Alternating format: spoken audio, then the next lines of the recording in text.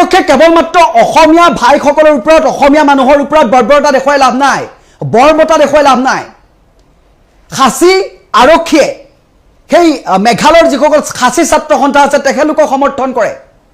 আৰু আমাৰ অসম আৰক্ষীয়ে কেৱল মাত্ৰ অসমীয়া কিটাৰ ওপৰত বৰ্বৰতা দেখুৱাই তেখেতলোকে নিজকে আস্ফালন কৰি ঘূৰি ফুৰে আজি যে অসমৰ চালক গৈ মেঘালয়ত মাৰ খাব লগা হ'ল গাড়ী ভাঙিলে ইয়াৰ ক্ষতিপূৰণ কোনে দিব এই যে কোন যিসকল শিশু গৈছিলে এটা পৰিয়াল গৈছিলে তেখেতলোকক যে আক্ৰমণ কৰিলে মেডিকেলত ভৰ্তি হ'ব লগা হ'ল ইয়াৰ উত্তৰ কোনে দিব অসমৰ মুখ্যমন্ত্ৰী ডক্টৰ হিমন্ত বিশ্ব শৰ্মা ডাঙৰীয়া কোনোবা এজন ব্যক্তিক মাতি আনি গামোচা পৰিধান কৰালেই সম্বৰ্ধনা দিলেই দুখন ঠাইৰ মাজত সুসম্পৰ্ক নুবুজায় মেঘালয়ৰ মানুহখিনিয়ে এবাৰ দুবাৰ নহয় বাৰে বাৰে অসমৰ মানুহক পাকিস্তানীৰ দৰে ব্যৱহাৰ কৰে তেখেতলোকে এই ঘটনাতে এইবাৰ কৰিছে তেনেকুৱা নহয় ইয়াৰ পূৰ্বে বহুবাৰ এনে ঘটনা কৰি ৰাখিছে অসমৰ গাড়ী বিচাৰি বিচাৰি পুনৰ এইদৰে অসমীয়াৰ ওপৰত আক্ৰমণ কৰিলে আক্ৰমণৰ প্ৰত্যাক্ৰমণ হ'ব লাগে বৰ্তমান সময়ত অসমৰ মুখ্যমন্ত্ৰী ডক্টৰ হিমন্ত বিশ্ব শৰ্মাৰ একো ৰিপ্লাই নাই আপুনি কিয় মৌনব্ৰত পালন কৰিছে বিৰোধী নেতা দল সংগঠনৰ নেতা নেতৃত্ব এই বিষয়টোৰ ওপৰত গুৰুত্ব সহকাৰে বিচাৰ বিবেচনা কৰিবনে আজি যে তীব্ৰ প্ৰতিবাদ হৈছে যদিহে কেনেবাকৈ যথোপযুক্ত ব্যৱস্থা নকৰে এক ভয়ংকৰ আগ্নেয়গিৰি যে উদ্গীৰণ হ'ব এই কথাটো আপোনালোকে চাই থাকক কিয় বাৰে বাৰে অসমৰ মানুহবোৰক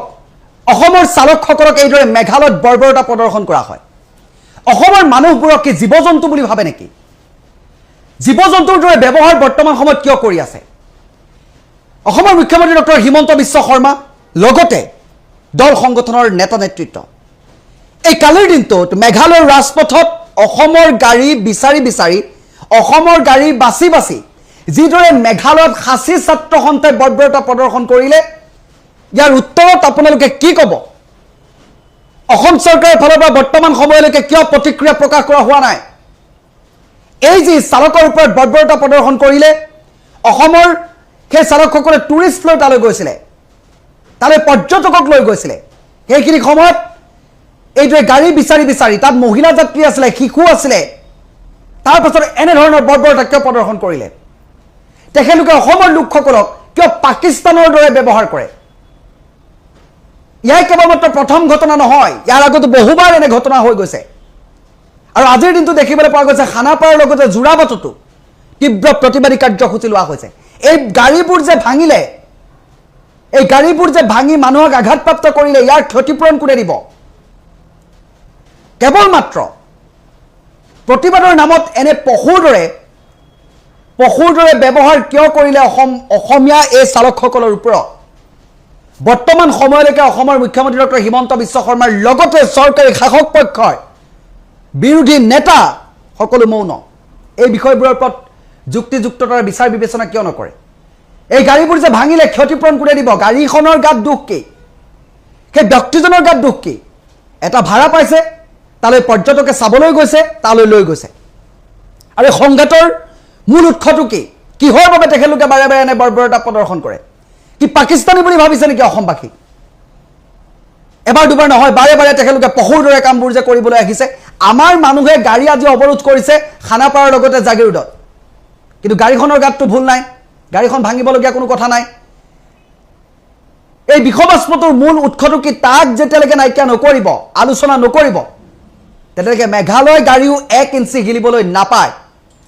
অসমৰ মুখ্যমন্ত্ৰী ডক্টৰ হিমন্ত বিশ্ব শৰ্মা ডাঙৰীয়া কেৱল মাত্ৰ সম্বৰ্ধনা কাৰোবাক গামোচা পিন্ধাই কিবা এটা কৰিলেই দুখন ঠাইৰ মাজত সুসম্পৰ্ক নুবুজায়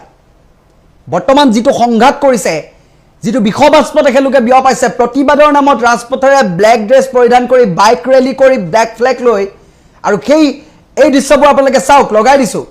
গাড়ীৰ ওপৰত উঠি উঠি গছকি তেখেতলোকে এইদৰে আক্ৰমণ কৰিছে এই বৰ্বৰতাৰে আক্ৰমণ কৰিছে মেডিকেলাইজ কৰি পঠিয়াইছে মানুহক আঘাত কৰিছে ইয়াৰ উত্তৰ কোনে দিব তেখেতলোক পশু নেকি মানুহ হৈ পশুৰ দৰে আচৰণ কিয় কৰিছে ইয়াৰ ওপৰত উচিত ব্যৱস্থা ল'বনে নলয় আৰু অসম আৰক্ষীয়ে এই যিসকল প্ৰতিবাদকাৰী আজি প্ৰতিবাদ কৰিছে তেখেতলোকক বৰ্বৰতা দেখাই লাভ নাই অসমীয়াৰ ওপৰত অসম আৰক্ষী বৰমতা ওলাই লাভ নাই তাত খাচী আৰক্ষীয়ে খাচী ছাত্ৰ সন্থাক সমৰ্থন কৰে আৰু আমাৰ ইয়াত অসমীয়া গোটাৰ ওপৰতে অসম আৰক্ষীয়ে বৰ্বৰতা দেখুৱাই বাকী অৰুণাচলৰ নগাই যেতিয়া এটা গুলি ফুটাই কলিজা চেপ খাই তাতে ৰখি থাকে একো কৰিব নোৱাৰে কেৱল মাত্ৰ নিজৰ মানুহগিটাৰ ওপৰত তেখেতলোকে লাঠি চলাই গুলি চলাবলৈ তেখেতলোকে ব্যৱস্থা কৰি থাকে তেখেতলোকৰ ওপৰত কি ব্যৱস্থা এতিয়া গ্ৰহণ কৰিব আজি যে এইদৰে আক্ৰমণ কৰিলে ইয়াৰ ওপৰত আপোনালোকৰ প্ৰত্যুত্তৰ কি হ'ব আক্ৰমণৰটো প্ৰত্যাক্ৰমণ থাকিব লাগে প্ৰশ্ন কৰিলে উত্তৰ দিব লাগে তেখেতলোকে আমাক প্ৰশ্ন কৰিছে আমাৰ উত্তৰ কি হ'ব অসমৰ মুখ্যমন্ত্ৰী ডাঙৰীয়া শাসক পক্ষ অসম আৰক্ষী সকলোৱে ইয়াৰ উত্তৰ দিব পাৰিবনে এক ডাঙৰ প্ৰশ্ন হিচাপে থিয় দিছে এই সংঘাতৰ মূল উৎস যেতিয়ালৈকে নোলাব তেতিয়ালৈকে মেঘালয়ৰ যিমানবোৰ গাড়ী মটৰ আছে 1 ইঞ্চিও অসমৰ মাটিৰ পৰা হিলিবলৈ দিয়া নহ'ব 1 ইঞ্চি সোমাবলৈ দিয়া নহ'ব ওলাবলৈ দিয়া নহ'ব আজি প্ৰতিবাদকাৰীসকলে তীব্ৰ ভাষাৰে বৰ্তমান সময়ত প্ৰতিবাদ সাব্যস্ত কৰিছে ৰাজপথ অৱৰোধ কৰিছে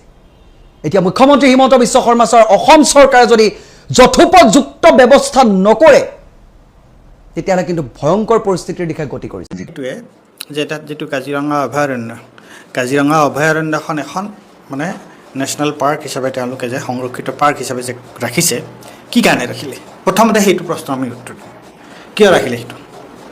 যে তাত কেইটামান কথা আছে নহয়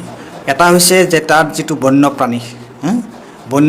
বন্যপ্ৰাণীৰ লগত তাৰ যিটো প্ৰাকৃতিক পৰিৱেশ এই দুটা কথা এতিয়া কাজিৰঙাখনৰ যদি সমৃদ্ধি হ'ব লাগে কাজিৰঙাখন যদি ঠিকে থাকিব লাগে তেতিয়াহ'লে তাত তাৰ যিটো ইকো চেনচিটিভ জোন সেই ইকো চেনচিটিভ জোনটো ইনটেক্ট হৈ থাকিব লাগিব কিয়নো এই কাজিৰঙাৰ ইকো চেনচিটিভ জোনটো যদি ইনটেক্ট হৈ নাথাকে তাক যদি আমি এতিয়া মানুহে খেতি খোলা কৰা কথাটো অলপ বেলেগ ধৰণৰ কথা সামান্য ধৰণৰ খেতি কৰিছে খেতি কৰিলে তোমাৰ চিম্পল ধৰণৰ কিবা এটা কৰিছে তেতিয়া তোমাৰ ইক'লজিটো তাৰ তেনেকুৱাকৈ ক্ষতি নহয় বুজা নাই কোনোবাই খেতি কৰিছে কোনোবাই কিবা কৰিছে সেইটো গৰু চৰিছে কিবা কৰিছে সেইটো লৈ নহয় কিন্তু তাত যদি তোমাৰ ডাঙৰ নিৰ্মাণ কাৰ্য হয় ডাঙৰ হোটেল কৰে অন্য কিবা কৰে হেলিপেড কৰে কিবা কৰে তেতিয়াহ'লেতো জেগাটোৰ তোমাৰ তাৰ যিটো প্ৰাকৃতিক তাৰ যিটো বৈশিষ্ট্য তাৰ যিটো বায়'ডাইভাৰ্চিটি সেইটোতো তাত নাথাকিব নহয় সেইটো নাথাকিব আৰু কাজিৰঙাখন তোমাৰ এটা বিস্তৃত অঞ্চল কাজিৰঙা এফালে তোমাৰ একেবাৰে কাৰ্বি পাহাৰৰ লগত তাৰ সম্পৰ্ক এটা আছে সেইফালে কোনোৱে কয় একেবাৰে নামেৰিলৈকে তোমাৰ তাৰ সম্পৰ্ক এটা আছে এইফালে তোমাৰ পিছফালে এইফালে আছে গতিকে এতিয়া যদি তুমি তাৰ মাজে এই ধৰণৰ বৃহৎ প্ৰকল্প কৰি তাৰ যদি ইকো চেনচিটিভ জোনটো যদি আমি কমাই আনো তেতিয়াহ'লে হ'ব কি প্ৰথম কথা যে কাজিৰঙা যিটো বৈশিষ্ট্য সেই বৈশিষ্ট্যটো নাথাকিব আৰু মানুহে এটা অঞ্চললৈ যে আহে কাজিৰঙাত আহি পেলাই তাৰ যিটো বন্য পৰিৱেশত এখন চিৰিয়াখানা চাবলৈ নাযায় নহয় চিৰিয়াখানাৰ কথাটো বেলেগ চিৰিয়াখানা য'তে ত'তে আনকি চিৰিয়াখানাটো পশু পক্ষীক এটা প্ৰাকৃতিক পৰিৱেশত ৰাখিবৰ কাৰণে চেষ্টা কৰে কিন্তু কাজিৰঙাখন হৈছে এটা নেচাৰেল হেবিটেট গতিকে তাত যোৱাৰ কাৰণে তাত আকৌ কিয় 5-star ফেচিলিটিজ লগা হ'ল তাত আকৌ কিয় প্ৰকাণ্ড হোটেল লগা হ'ল তাৰ আচলতে তাৰ যিটো গেষ্ট হাউচ বা তাত মানুহ থকাৰ যিটো ব্যৱস্থা সেইটো প্ৰকৃতিৰ লগত তাৰ এটা সাযুজ্যতা ৰাখিহে কৰিব লাগে গতিকে সেইটো ৰাখি কৰিব লাগে এতিয়া সেইটো যদি নকৰা হয় তেতিয়াহ'লে আৰু কাজিৰঙাৰ এতিয়া তোমাৰ চোৱা কাজিৰঙাৰ যিটো প্ৰশ্ন কাজিৰঙা ইকো চেনচিটিভ জোনৰ প্ৰশ্নটো এইটো কেৱল কাজিৰঙা ইকো চেনচিটিভ জোনৰ প্ৰশ্ন নহয় আজি এইটো আমাৰ অসমৰ যিটো সামগ্ৰিকভাৱে যিটো পৰিৱেশৰ যিটো প্ৰশ্ন পৰিৱেশ ধ্বংসৰ যিটো প্ৰশ্ন তাৰ লগত ইয়াৰ সম্পৰ্ক আছে গতিকে আজি যদি কাজিৰঙা ইকো চেনচিটিভ জোনটো তাত হ্ৰস্বকৰণ কৰা তাক 10 কিলোমিটাৰৰ পৰা 1 কিলোমিটাৰলৈ কমোৱা সিদ্ধান্তটো যদি মানি লোৱা হয় তেতিয়াহ'লে এইটোৱে মানে ভৱিষ্যতৰ কাৰণে আমাৰ আমাৰ ৰাজ্যখন এতিয়া যিটো পৰিৱেশ সমস্যাৰ কবলত আমি যেনেকৈ পৰিছোঁ এইটো ভৱিষ্যতৰ কাৰণে এইটো এটা বৰ ডাঙৰ বিপদ ঘণ্টা বুলি যে কয় বৰ বিপদ ঘণ্টা এইটো মানে বাজিব আৰু ইয়াত স্থানীয় লোকসকলে তেওঁলোকে যিসকলে তাত প্ৰতিবাদ কৰা বুলি কোৱা হৈছে যে তেওঁলোকে কিমান স্বতঃস্ফূৰ্ত প্ৰতিবাদ কিমান এইটো তাৰ পিছফালে কোন আছে সেইবোৰ কথাও কিন্তু চিন্তাৰ বিষয় আৰু এটা কথা মুখ্যমন্ত্ৰী হিমন্ত বিশ্ব শৰ্মাই মানে তেওঁ আচলতে এইসকল লোকক উচতাই পেলাই তেওঁৰ নিজৰ পত্নীৰ যি মানে ৰিজৰ্ট তাত কাঞ্চনজুৰিত খোলা বুলি বিভিন্নজনে অভিযোগ উত্থাপন কৰিছে। শেহতীয়াকৈ প্ৰাক্তন বিৰোধী দলপতি দেৱব্ৰত শইকীয়াই অভিযোগ উত্থাপন কৰিছে যে এলিফেণ্ট কৰিডৰৰ যি কাঞ্চনজুৰিত যিখন বাণী ৰিজৰ্ট বুলি কোৱা হয়, সেইখনৰ স্বাৰ্থতেই আচলতে বা পুঁজিপতিক ৰঙা দলিচা পৰাৰ স্বাৰ্থতেই এতিয়া সাধাৰণ ৰাইজক ব্যৱহাৰ কৰিছে নেকি, এই অভিযোগো কিন্তু নুঠা নহয়। আপুনি এই সন্দৰ্ভত কি ক'ব? মই সেই সন্দৰ্ভত এইটোৱে ক'ম যে প্ৰথম কথা হৈছে তাত এখন হাবিৰ মাজত এখন অৰণ্যত তাত এটা কি কাৰণে এটা হেলিপেডৰ প্ৰয়োজন হ'ল, ফুটবল ষ্টেডিয়াম এতিয়া ফুটবল ষ্টেডিয়ামৰ তাৰ কাৰণে কি প্ৰয়োজন, নেচাৰেল পৰিৱেশ এটা, তাত প্ৰাকৃতিক পৰিৱেশৰ ধৰণে যেতিয়ালৈকে থাকিব তেতিয়ালৈকে পশু পক্ষী আৰু জীৱ বৈচিত্ৰ তাত থাকিব। আৰু তাত যিমানে এই ধৰণৰ হস্তক্ষেপ হ'ব, হোটেল হওক অন্য বস্তু হওক, সেইটোৱে পৰিৱেশটো বিঘ্নিত কৰিব আৰু সেইটোৱে এই গোটেই কাজিৰঙা যিটো অভয়াৰণ্য সেইখনৰ কাৰণে কিন্তু এটা বিপদ ঘণ্টাৰ আগজাননী দিব। কিন্তু এটা কথা, এতিয়া তাৰ যিসমূহ স্থানীয় দল সংগঠন সেইসকলে কিন্তু জিৰ' চেঞ্চিটিভ জ'নহে কিন্তু দাবী কৰা আমি দেখিবলৈ পালোঁ। কালি তেওঁলোকৰ যিবিলাক মন্তব্য আমি শুনিলোঁ বা প্ৰতিবাদ কৰিলে, জিৰ' চেঞ্চিটিভ জ'নহে তেওঁলোকে বিচাৰি আছে। সেইসকল ৰাইজৰ তাৰমানে কোনে বুজাব বা কি ক'ব এই সন্দৰ্ভত? এইটো এটা মই সেই কথাটোৱে ভাবি আছিলোঁ যে এইটো এটা গুৰুত্বপূৰ্ণ প্ৰশ্ন হৈছে। তাৰমানে কিয় যে কাজিৰঙাক যেতিয়া ইক' চেঞ্চিটিভ জ'ন ঘোষণা কৰা হ'ল, তে সেই ইক' চেঞ্চিটিভ জ'নৰ ভিতৰত কোনেও বাহিৰৰ পৰা তাত কোনো হস্তক্ষেপ কৰিব নোৱাৰিব, তাত ইণ্টাৰভেনশ্যন কৰিব নোৱাৰিব, তাত একো কাম কৰিব নোৱাৰিব। স্বাভাৱিকতে তাৰ যদি ওচৰে পাঁজৰে থকা যিসকল মানুহ আছে, খাটি খোৱা মানুহ, কৃষক মানুহ, তেওঁলোকে যদি তাত তালৈ যাব নোৱাৰে, তাত কাম কৰিব নোৱাৰে, তেতিয়াহ'লে তেওঁলোকৰ মাজত এক ধৰণৰ এতিয়া এইটো তালৈ নোচোৱাকৈ ক'বলৈ মুস্কিল। কিন্তু মই এটা কথা চালোঁ, ইক' চেঞ্চিটিভ জ'নত তেনেকুৱা ধৰণৰ কৃষি কাৰ্যত কোনো বাধা নাই। সৰু সুৰা যদি গৃহ বনায় তেতিয়াহ'লে থাকিব পাৰে, কিন্তু পৰিৱেশৰ ক্ষতি হ'ব নোৱাৰিব। আৰু এই ক্ষেত্ৰত গাঁও পঞ্চায়তে যদি অনুমতি প্ৰদান কৰে তেতিয়াহ'লে তেনেকুৱা ধৰণৰ সৰু গৃহ বনাবলৈ থাকিব পাৰে, কিন্তু ডাঙৰ নিৰ্মাণ কাৰ্য, শিল খনন, লগতে কাঠৰ উদ্যোগ, সেই তেনেকুৱা ধৰণৰ এইবিলাক বনাব নোৱাৰে।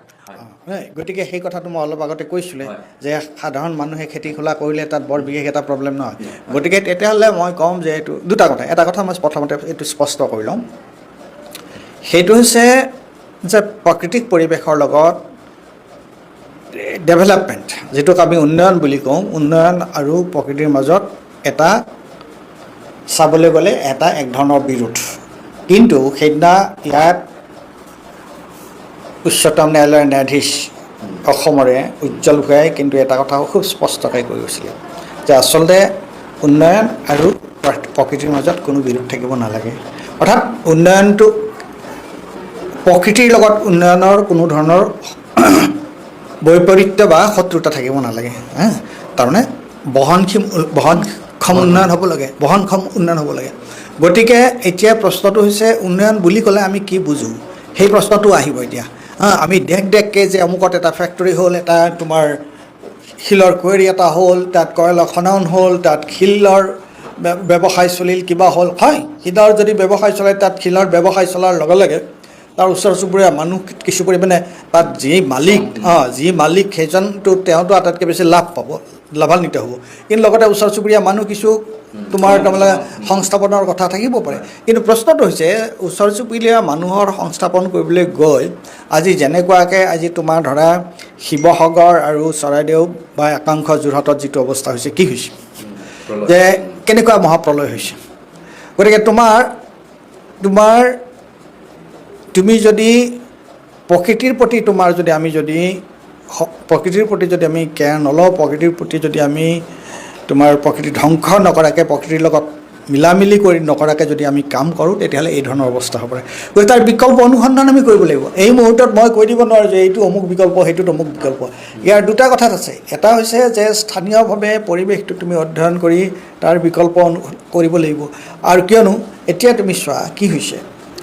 আজি অসমৰ আটাইতকৈ, মই ক'ম যে এই মুহূৰ্তত অসমৰ কাৰণে আটাইতকৈ ডাঙৰ সমস্যা হৈছে পৰিৱেশ সমস্যা। আজি তোমাৰ গুৱাহাটীত কি অৱস্থা হৈছে, আজি কালি এজাক ডাঙৰ বৰষুণ গ'ল ৰাতি, আৰু আজি গুৱাহাটীৰ তোমাৰ গোটেই গুৱাহাটীখন ডুবি গ'ল। গুৱাহাটীত এক ধৰণৰ অচলা অৱস্থা।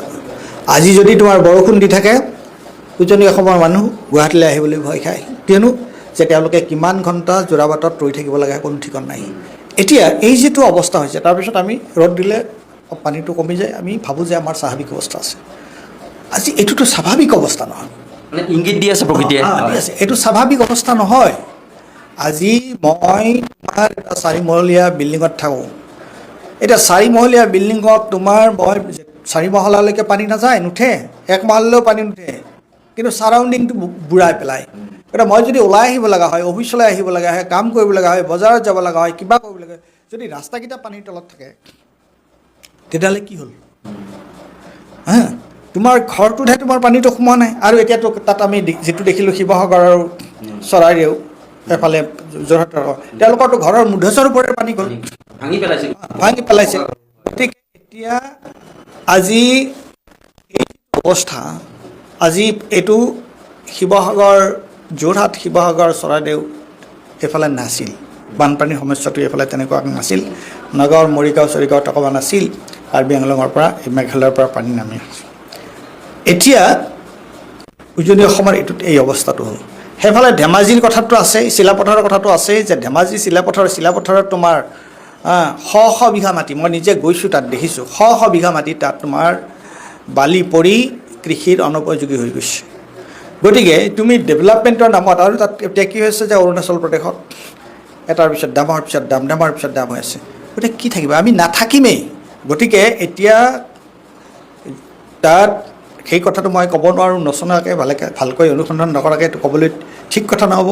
যে কাজিৰঙা যিসকলে তাত আন্দোলন কৰিবলৈ ওলাই আহিছে সেইবিলাক চৰকাৰী উচতাইছে, বা তাৰ যিবিলাক তোমাৰ যিবোৰ মানুহৰ শিলৰ কুঁৱৰী আছে, কিবা আছে, অন্যান্য ব্যৱসায় বাণিজ্য আছে, তেওঁলোকে সেইবোৰ মানুহক ৰাজপথলৈ লৈ আহিছে, এনে সঁচাকৈ জেনুইনলি তেওঁলোক আহিছে? মোৰ এই মুহূৰ্তত মই সেই সন্দৰ্ভত মতামত দিয়াটো উচিত কথা নহ'ব। কিন্তু এটা কথা নিশ্চিত যে অসমত বৰ্তমান যিটো হাৰত তোমাৰ উন্নয়নৰ নামত যিটো হাৰত যিবোৰ নিৰ্মাণ কাৰ্য চলি আছে, যিবোৰ ঘটনা ঘটি আছে, সেইবোৰ যদি অতি শীঘ্ৰে বন্ধ কৰা নহয়, আৰু অসম বুলি নহয়, অসমখন ক'ত আছে? অসমখন হৈছে এফালে আছে তোমাৰ অৰুণাচল, এফালে নাগালেণ্ড, মণিপুৰ, এফালে মেঘালয়, আৰু আমি তাৰমানে আমাৰ উত্তৰ, পূব আৰু দক্ষিণ চাৰিওফালে পাহাৰীয়া অঞ্চল। সেইবোৰ ঠাই যেতিয়া এই ধৰণৰ নিৰ্মাণ কাৰ্য চলিব, ডাঙৰ ডাঙৰ প্ৰকল্প হ'ব, তাৰ দ্বাৰা আটাইতকৈ বেছি ক্ষতিগ্ৰস্ত হ'ব অসমৰ ৰাইজ। গতিকে আমি দুটা কথা, প্ৰথম কথাটো হৈছে আমি আমাৰ নিৰ্মাণ কাৰ্য we have to be extremely careful. আমি যেতিয়া উজ্জ্বল ভূঞাই সেইদিনা যেনেকৈ ক'লে যে প্ৰকৃতিৰ লগত সংঘাত হ'বই নোৱাৰিব, প্ৰাকৃতিক পৰিৱেশৰ লগত সংঘাত হ'ব নোৱাৰিব, এই অসমৰ ক্ষেত্ৰত। আৰু অকল অসমৰ সমস্যাটো অসমতে সীমাবদ্ধ হৈ থকা নাই। অসমৰ নদীবিলাকতো চব এই পাহাৰ পৰ্বতৰ পৰা আহিছে, নৈ নিজৰা চব বৈ আহিছে। সেই নৈ নিজৰা বৈ আহোঁতে তাৰ যদি স্বাভাৱিক যিটো গতি, সেই গতিটো যদি ক্ষতিগ্ৰস্ত হয়, সেই গতিটো যদি বাধাপ্ৰাপ্ত হয়, যদি ডিফৰেষ্টেশ্যনৰ কাৰণে তোমাৰ মানে বৰষুণ দিলেই হৰকৈ যদি পানী নামি আহে, পানী যদি অকণো পানী যদি তললৈ সোমাই নাযায়, তাৰপিছত তোমাৰ জান জুৰি এইবিলাকক ধ্বংস কৰি পেলোৱাৰ কাৰণে যদি পানী তাৰ যিটো পানী বহন ক্ষমতা সেইটো যদি নাথাকে, এইটো মানে তোমাৰ আচলতে এইটোত মইতো ভাবোঁ যে অসমৰ বৰ্তমান যিটো অৱস্থা হয়,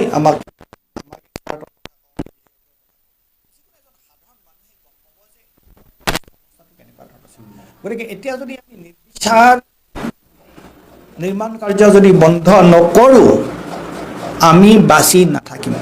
আৰু কালি মুখ্যমন্ত্ৰী হিমন্ত বিশ্ব শৰ্মাই কৈ দিলে যে ইক' চেঞ্চিটিভ জ'নত বোলে 5 ষ্টাৰ কি 3 ষ্টাৰ হোটেলো বোলে বনাব পাৰে বুলি ক'লে। আৰু দুটা কথা মই কৈছোঁ এই ক্ষেত্ৰত, আৰু এই ক্ষেত্ৰত কিন্তু আমি দেখিবলৈ পাইছোঁ যে প্ৰকৃতিৰ লগত জড়িত যিবিলাক সংগঠন তেওঁলোকো কিন্তু নিমাতী কন্যা হৈ আছে। আৰু এই ক্ষেত্ৰত মানে কোনেও তাৰমানে ৰাষ্ট্ৰীয় সেউজ ন্যায়াধিকৰণৰ কাজ চপা নাই, একো আমি দেখিবলৈ পোৱা নাই তেনেকুৱা এক্টিভিটিছ। এই সন্দৰ্ভত কিবা ক'ব নেকি? এইটোত কাষ চাপিব লাগিব, যিসকলে এই বস্তুৰ বিৰোধিতা কৰি আছে, আৰু এইটোত আমি কাষ চাপিব লাগিব। আৰু প্ৰশ্নটো হৈছে যে পৰিৱেশ, এতিয়া মানে মই কি ক'ম আৰু, মোৰ ক'বলৈ বেয়া লাগে। এইটো হৈছে যে এসময় এতিয়া পৰিৱেশৰ যিবোৰ সংগঠন, সেই সংগঠনবিলাকে এইবোৰ ক্ষেত্ৰত মাত মতা নেদেখোঁ। এতিয়া মাত মতা নেদেখোঁ এইকাৰণে তেওঁলোক যেন মানে শিক্ষাসদীহে হৈ পৰিছে। আজিকালি বহনক্ষম উন্নয়নৰ যিটো ধাৰণা সেইটো আজি 25-30 বছৰ আগৰ তাতোকে আগৰ ধাৰণা বহনক্ষম উন্নয়নৰ ধাৰণাটো আজি মানুহে বহনক্ষম উন্নয়নৰ কথা নোকোৱা হৈছে গতিকে পৰিৱেশ অনুষ্ঠানবিলাকো তেওঁলোকেও কি কাৰণত তেওঁলোকে মুখ বন্ধ কৰি আছে কি কৰি আছে মই নাজানো কিন্তু এইটো কোনো এটা বিশেষ দল বা সম্প্ৰদায় বা জনগোষ্ঠীৰ প্ৰশ্ন নহয় পৰিৱেশৰ সমস্যাটো যদি আমি এতিয়া এই সময়ত যদি আমি পৰিৱেশৰ সমস্যাটোৰ যদি এটা সমাধানৰ কাৰণে আমি ব্যৱস্থা নলওঁ আৰু পৰিৱেশৰ বিষয়ে যদি আমি সতৰ্ক নহওঁ সজাগ নহওঁ মই নিশ্চিত যে অসম নাথাকে গুৱাহাটীত আমাৰ যিটো অৱস্থা হৈছে সকলো মানুহে দেখা পাইছে এতিয়া কি অৱস্থা হৈছে বৰষুণ দিলে কেনেকুৱা চাৰিওফালে ডুবি যায় কৰিব নোৱাৰা হয় এটা অচল অৱস্থাৰ সৃষ্টি হৈছে গতিকে সময়ৰ লগতে আমি কেৱল বস্তুটো বুজা নাই এইকাৰণে যে এদিনতে হোৱা নাই এতিয়া শিৱসাগৰ চৰাইদেউৰ হাহাকাৰ লাগিছে এইকাৰণে যে এদিনতে হৈছে গুৱাহাটীত এদিনতে হোৱা নাই আজি এক কালি এককৈ হৈ আছে কিন্তু আজি এক কালি এককৈ আমি ক'লৈ গৈ আছোঁ ভগৱান জানে আমাৰ কি অৱস্থা হ'ব ন আমি নাজানো মই তোমাক ক'লোঁ সেইটোৱেই